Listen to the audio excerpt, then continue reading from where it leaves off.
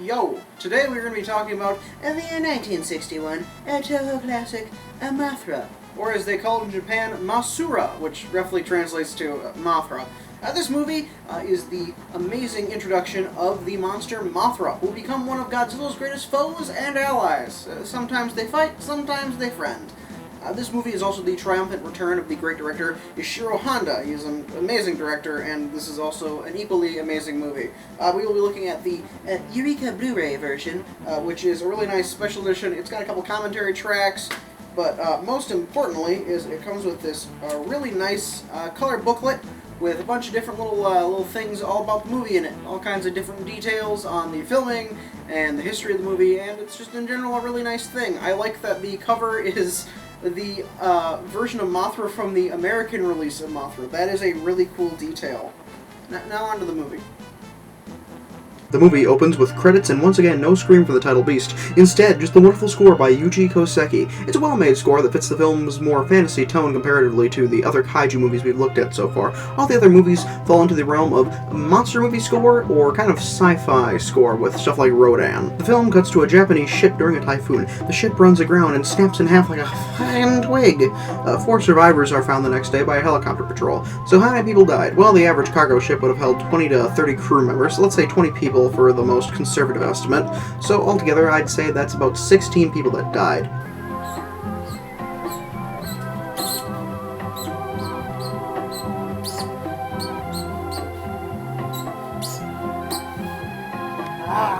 The survivors are taken to a hospital, and despite the island they were found on, Infant Island, being radioactive, the crew members have no signs of contamination and attribute it to the red juice that the natives gave them on the island to drink.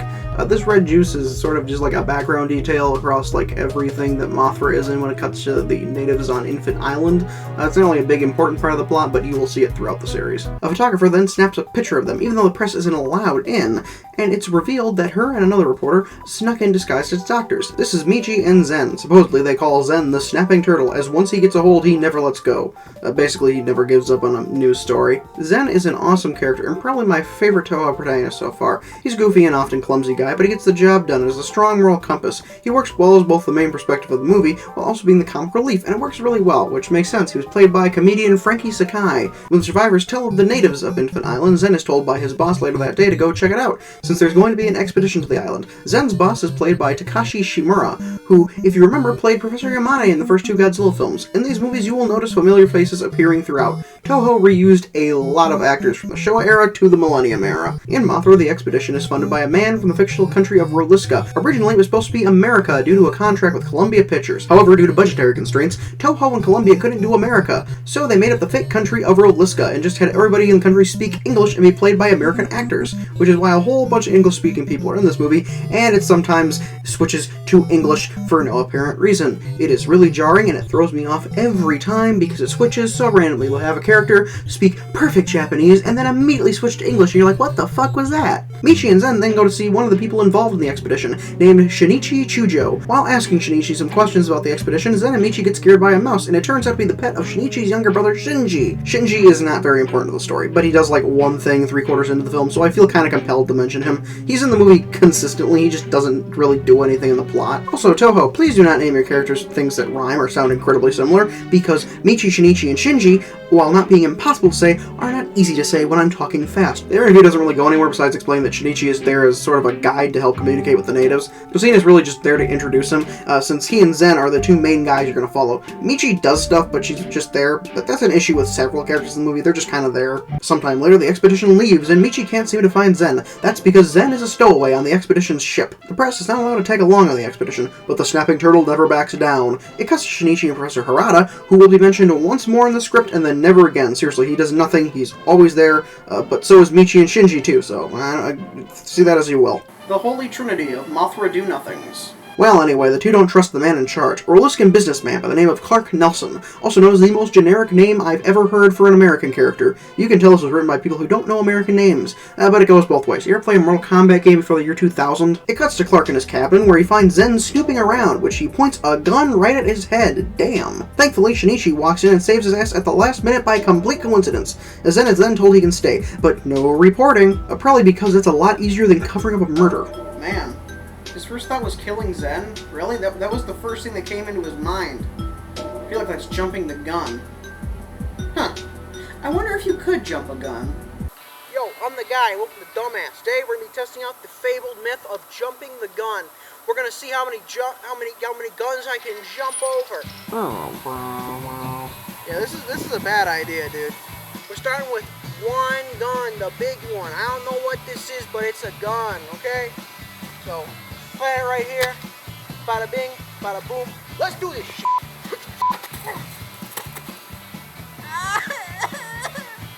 Graxx, you fucking asshole! You should have told me this was a bad idea! Guy, we told you this was gonna be a bad idea, man. You brought this upon yourself. This is Why your didn't you doing. tell me not to jump the gun? Why didn't you say this was a bad idea? I fucking hate idiots! Ow!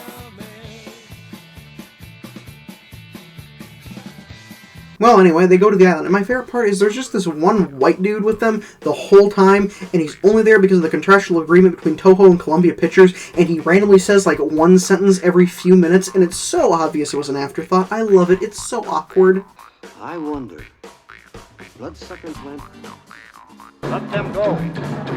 Let them go. I told you. Well, Shinichi gets separated somehow and finds a cave full of colorful mold spores. He then finds a strange inscription on the wall of the cave. Remember that, because you will forget, because they don't bring it up for a while. He leaves the cave and then immediately gets attacked by a blood-sucking plant, but is saved by two very small women played by the Japanese singing duo, the Peanuts, who were very famous at the time of this film's release. Not to be confused with the Peanuts, who were also very famous in America at the time.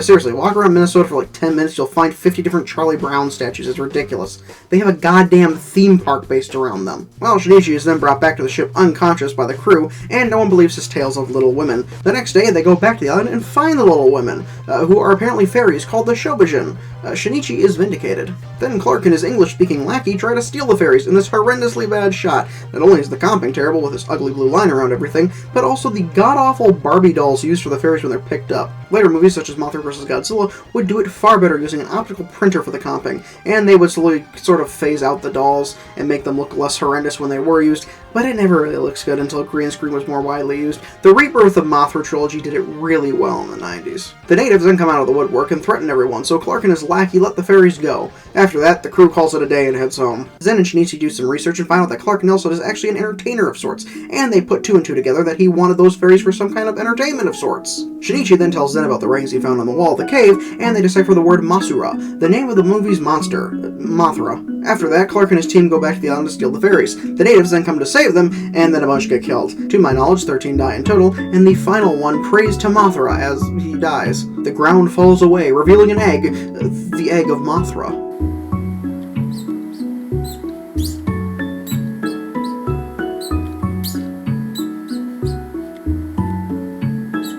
The fairies are now famous and being toured around Japan by Clark Nelson.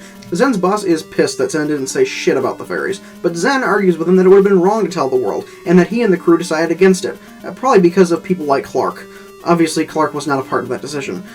Again, Zen is a goofy guy, and is the film's comic relief, but he's also still a person with morals. I really like him as a character, and this further solidifies it. We get to see the fairies at their show, where they sing the Mothra song, since, again, the Peanuts were super famous at the time, and if you've got famous singers in your movies, you make those fuckers sing. The Mothra song has become well known in Japan because of this movie. It's a catchy song, and I like it. Fun fact, Emi Ito, who played one of the fairies, has a mole next to her eye, so to make the fairies both identical, Yumi Ito, her identical twin sister, had a fake mole applied to her face with makeup. After the show, Michi, Shinichi, and Zen go to interview the fairies, and Clark says that they don't understand their language, so therefore they can't interview them.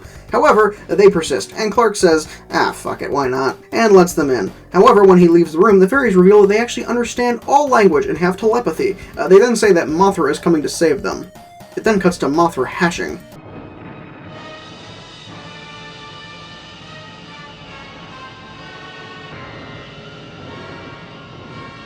That's not a moth. Yeah, this is Mothra in her larval form.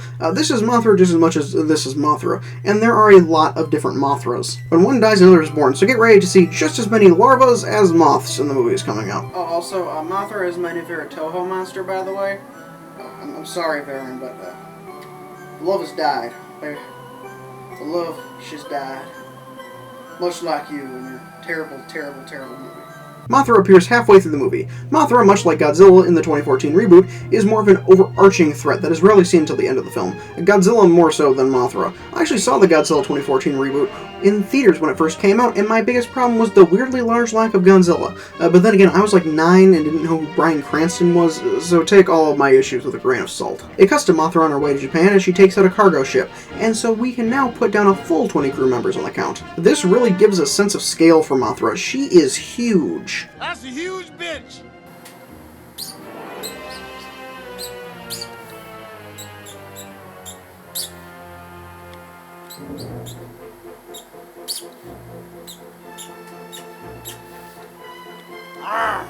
Zen Shinichi interviewed Clark with some other reporters about Mothra, and Clark says that he and his team are leaving the country. Afterwards, Zen and Shinichi sneak upstairs to where the ferries are, and Zen kicks the guards' asses in a not comical way. Zen just straight up fucks up like 4 dudes. It's insane. Motherfucker really is the snapping turtle. They talk to the ferries and ask if there's a way for Mothra to leave, and they say that Mothra knows neither good nor bad. Mothra only has one instinct: protect them and bring them back to the island safely. This plot idea kind of gets dropped in later movies, with Mothra having more of a moral compass and autonomy, so I guess this is more or less just a thing with this specific Mothra. Mothra will stop at nothing to protect the fairies on the island. Mothra is cool in the sense that she is not really an evil monster like Godzilla, Anguirus, or Varan. Mothra is more of a neutral opponent, kind of like Rodan, and in the rest of the series is often the good guy. It's actually pretty neat. Zen and Shinichi find a way to block the telepathy between Mothra and the fairies using a glass-like material. However, the villains end up using the same thing to steal the fairies and keep them hidden. The military goes to fight Mothra over the sea, but it does nothing.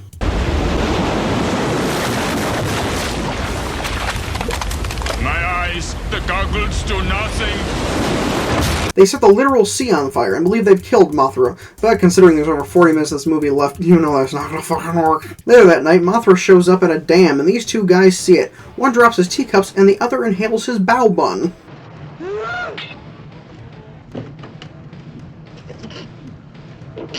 Wow. Dude really did become a human vacuum cleaner. That's the dream. That's my dream. It's a weird dream, but it's my dream. Maybe I'm the weird one. Fun fact, the human vacuum cleaner is played by Shoichi Hirose from Rodan in a sort of cameo. Mothra then takes out the dam.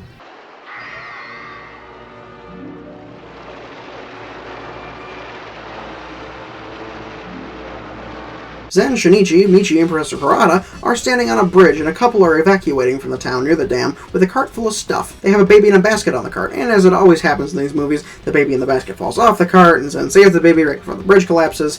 I think we've all seen this baby trope in at least one movie before. It's the ultimate disaster trope of a baby being put in peril. On one hand, I hate it because of how overdone it is, but on the other hand, it's so funny because of how overdone it is, so I guess I'm okay with the trope. My hatred and admiration perfectly balances each other out. Shinichi's brother Shinji then tries to save the fairies, only to get captured and tied up and the fairies are taken away. Yeah, remember Shinji? Yeah, this is literally the only other thing he does in the movie. He's just there. Well, Zen, Michi, and Shinichi find Shinji, and Michi then tells everyone that Mothra has arrived. It then cuts to Mothra making his way downtown. Making my way downtown, walking fast, faces pass and I'm homebound. We get one of the few comping shots in the movie that's actually pretty decent. Not by today's standards, but it's still good by 1960 standards. I will say this, the effects do not hold up, but Ishiro Honda was determined to make the world of the miniatures and the world of the real interact as much as possible. You gotta respect that. The miniature town looks great, and it's really big and relatively real looking. The giant Mothra puppet used was an unwieldy pain in the ass. It took 8 puppeteers to control it, 2 of them of course being Haru Nakajima and Katsumi Tezuka. Later movies would make the puppet smaller and easier to handle, with it them being remote controlled. However, this was not the case, and again, this thing was an unwieldy pain in the ass for everybody involved. Mothra then attacks Tokyo City, and it is just fucking glorious. Mothra takes out a building, and it's just beautiful destruction. Then she takes out a tank. Low on tank crew is around 3, so I'll say 3 going forward for all tanks throughout this Toho Extended Universe thing.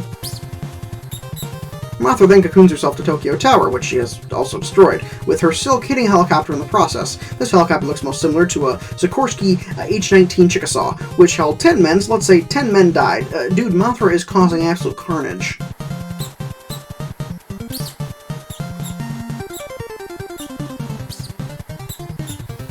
Meanwhile, Clark gets on a flight under a new alias and travels to Reliska. Mothra has now fully cocooned herself, and the military tries to fry her with heat rays, but it does nothing, and Mothra emerges as a beautiful butterfly.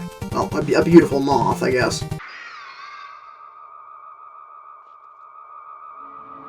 Finally, I'm fly! Clark, now in Roliska, celebrates a little too early, thinking that Mothra is dead, and takes the fairies out of their telepathy-proof box, to which Mothra is able to locate them, and now Clark has to relocate.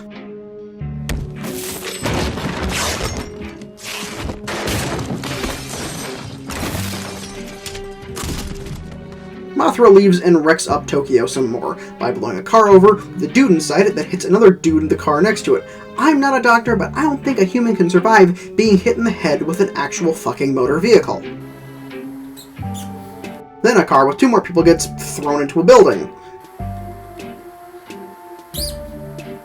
A dude then gets bodied in the corner of the screen next to a tank. Yeah, he's dead. You can barely see it though, and I almost missed it.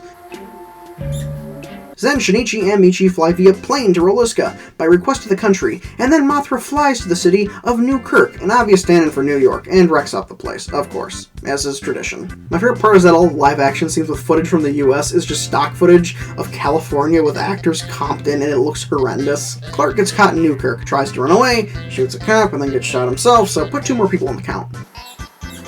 Then Shinichi and Michi then show up in the nick of time. New Kirk City is done for, but then they look up at the church's bell tower and see the symbol of Mothra from earlier, and hear that the bells sound like Mothra's song, and come to the conclusion that to get the attention of Mothra, they should draw the symbol in the airfield of the Roliskan airport and have all the church's bells ring at the same time. Why couldn't you just get the fairies to sing? This is such a contrived plot device that makes no sense. Just get the fairies to attract Mothra, just stick them in the airfield, and have them sing the Mothra song. Well, their plan works, and Mothra takes the fairies back to the island and the movie ends. One last thing that I noticed, though, is that the New Kirk City miniatures weren't as detailed as the Tokyo miniatures, weirdly enough, and that's probably because they were a last-minute addition. The movie had a completely different ending, originally without New Kirk City at all. The movie was just going to stay in Japan, and Clark was going to fall to his doom off a cliff. In fact, this is what they filmed, and the dead body prop used for Clark was left at the bottom of the cliff, where it was found by a hiker who thought it was a real dead body. Holy crap, how do you fuck up that bad? Everyone got in trouble. Then, when Columbia Pictures found out about this little different ending, they were so pissed that Toho had to very quickly whip together some New Kirk City props instead, and that is how we got the ending we got. Well, that was Mothra. But before my final thoughts, let's get to the death.